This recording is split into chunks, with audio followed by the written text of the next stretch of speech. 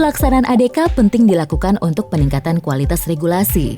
Sebelumnya sulit diwujudkan karena belum ada kebijakan nasional yang mengatur hal ini.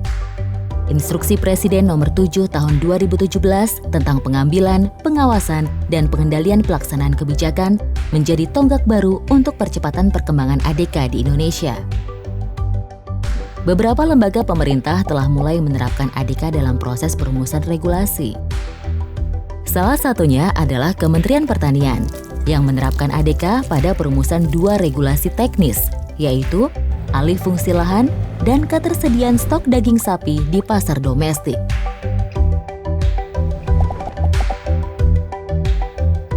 Dalam alih fungsi lahan misalnya, masalah yang teridentifikasi adalah semakin meningkatnya alih fungsi lahan menjadi non-pertanian.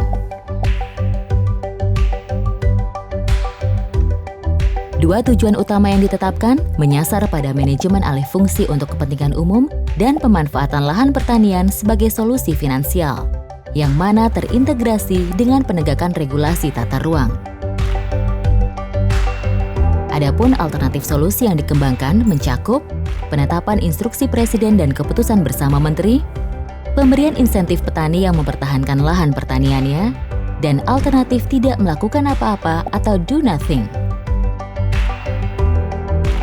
Alternatif-alternatif ini mendapat tanggapan dari stakeholder dan menyisakan 2 alternatif yang kemudian diproses dalam analisis biaya dan manfaat. Berdasarkan hasil analisis, disimpulkan bahwa dalam proyeksi 5 tahun, alternatif penetapan instruksi Presiden dan keputusan bersama Menteri akan menghasilkan manfaat yang statis dengan jumlah biaya yang lebih rendah dari alternatif tidak melakukan apa-apa. 2 aspek penting untuk diperhatikan di dalam proses ADK adalah kesetaraan gender dan lingkungan hidup.